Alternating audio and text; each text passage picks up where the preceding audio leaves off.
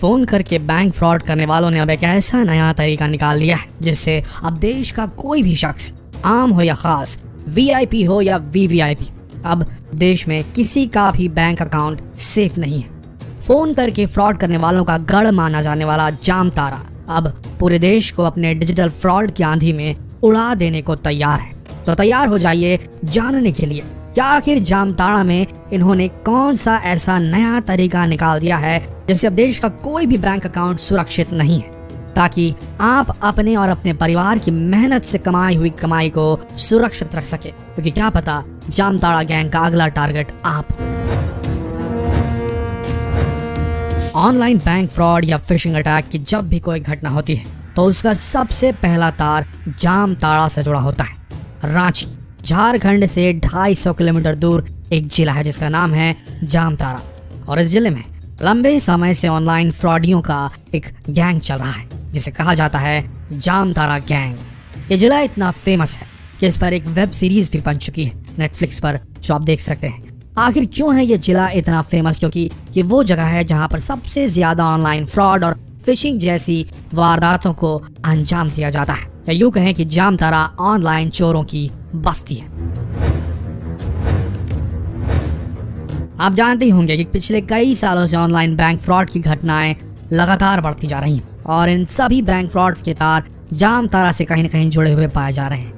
ये लोग लोगों को फोन करके डराते थे कि उनका बैंक अकाउंट या एटीएम कार्ड बंद होने वाला है, और डर के मारे भोले भाले लोग इन्हें अपना एटीएम नंबर और सारी जानकारियां बता दिया करते थे, और चुटकियों में ये ऑनलाइन डकैत लोगों का बैंक अकाउंट साफ कर दिया करते थे। लेकिन जैसे जैसे ये घटनाएं बढ़ी, लोगों को इस फ्रॉड के बारे में पता चलने लगा, और अब उनका ये तरीका पुराना हो गया। लोग इस फ्रॉड के प्रति जागरूक हो गए, लेकिन अब इन जामताड़ा के चोरों ने नया तरीका खोज निकाला है जिसका नाम है ई-सिम फिशिंग। और ये जामताड़ा के चोरों का एक ऐसा नया तरीका है जिससे ये आपके बैंक अकाउंट को पूरी तरीके से खाली कर सकते हैं। इस फ्रॉड को समझने से पहले आप ये समझ लीजिए कि आखिर ये ई-सिम है क्या भला। दोस्तों, एक सिम होती है जिसे हम मोबाइल दुकान से खरीद कर अपने मोबाइल में लगाते हैं, इसे रियल सिम कहा जाता है। और एक दूसरे किस्म का सिम होता है जिसे ई सिम कहा जाता है, जो एक चिप की तरह होता है और ये फोन में पहले से ही इनबिल्ट होता है, लगा हुआ आता है। ये सिम पूरी तरीके से रीराइटेबल होता है, जिसका सीधा मतलब ये है कि आप एक फोन कॉल करके ही अपने ऑपरेटर को बदल सकते हैं। जैसे कि अगर आप जियो इस्तेमाल कर रहे हैं और अगर आपको एयरटेल की सर्विसेज चाहिए तो आप फोन कॉल के जरिए या एक ईमेल भेजकर अपने ऑपरेटर को तत्काल बदल सकते हैं। देखा जाए तो आज के समय में ज्यादातर मोबाइल्स, स्मार्ट वॉचेस ई सिम से लैस हैं, और अब आप समझ ही गए होंगे कि ई सिम नॉर्मल सिम से किस तरह अलग होता है। आइए अब जानते हैं कि ये ऑनलाइन डकैत किस तरीके से ई सिम के जरिए लोगों को चूना लगा रहे हैं। दोस्तों, इन साइबर क्रिमिनल्स का सबसे पहला टारगेट यही होता है कि वो किसी तरह से आपके मोबाइल नंबर को अपने पास ट्रांसफर कर ले, यानी कि सबसे पहले ये लोग आपका मोबाइल नंबर चुराते हैं। और इस काम को अंजाम देने के लिए इनका सबसे पहला स्टेप होता है कुछ फोन नंबर्स को तलाशना, जिसके लिए ये फोन डायरेक्टरी की मदद लेते हैं। उसके बाद ये कुछ मोबाइल नंबर्स को चुनते हैं और उन मोबाइल नंबर से सभी बैंक वेबसाइट में लॉगिन करने की कोशिश करते हैं।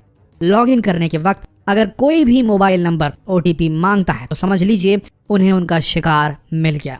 उसके बाद ये सबसे पहले अपने टारगेट को एक मैसेज भेजते हैं, और ये एक वार्निंग मैसेज होता है जिसमें लिखा होता है कि अब नॉर्मल सिम के बदले ई सिम अनिवार्य रूप से लगाया जा रहा है, और इसके लिए उन्हें केवाईसी करवाने की जरूरत है, नहीं तो आपका नॉर्मल सिम कुछ ही दिनों में बंद हो जाएगा।